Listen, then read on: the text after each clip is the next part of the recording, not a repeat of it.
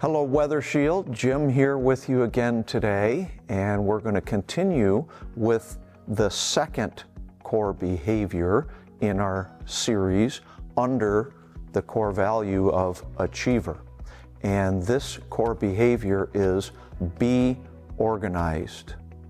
So I want to tell you something that I have learned by the School of Hard Knocks. First, I'll start with a confession. When I was younger, when I was in high school, when I was in college, I was a slob. And I met my wife in college, and she looks at me now and remembers who I was in college and says, I can't believe how much you've changed in terms of how organized you are, because when I first met you in college, you were a complete slob. Here's what changed for me, and that is I got punished over and over and over again for my disorganization. When I allowed things in my business, when I started at Weather Shield and I was kind of doing it all, right? I would answer the phone, I would estimate, I would run crews, I would deliver materials, I would meet customers, sell jobs. I had to be ruthlessly organized in order to be able to do what I needed to do. And I found that every time I allowed disorganization into my life and my world, it cost me time, and it cost me money, and it created stress and frustration. And I'm going to say this, I guarantee the same thing is true for you. If we are not really well organized, it is costing us time, money, and every bit as important, stress. Disorganization is a stressor. Organization, when you know that you can lay your hands on what you need when you need it, it lowers your stress level. It also makes you better at what you do.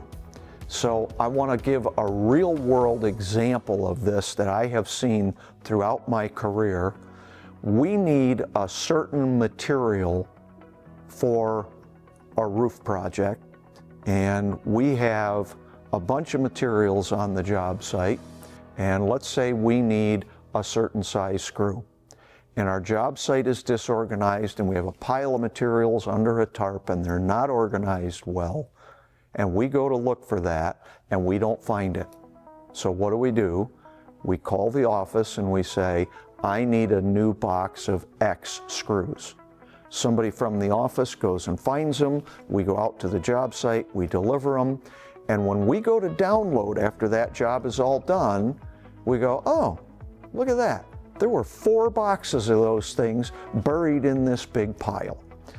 I can't tell you how many times that scenario or some variation of it has happened. And I would love to have all the time, money, frustration back from every time that happened. So I want to say this to you, be ruthlessly organized. And please let this spill over into your life as well as your work, because your disorganization at home is causing you stress, whether you realize it or not. And it will make your home life better if you get things organized in your world at home as well as at work. So, the assignment for today, or for this week, is look at the disorganization in your job or in your life. And I want you to pick one thing in each of those areas, and I want you to straighten it out. I want you to get it organized. So at home, it might be organize your closet or your desk. At work, it might be organizing the job site a little better or your desk a little better, whatever that is. But here's what's going to happen. First, you're going to become more efficient. Second, your stress level is going to go down. Third, you are going to have a greater sense of control of your life and of your person, and you are going to have a little bit of a boost in your self-esteem as a result of this. Put me to the test and see if what I just said is not true.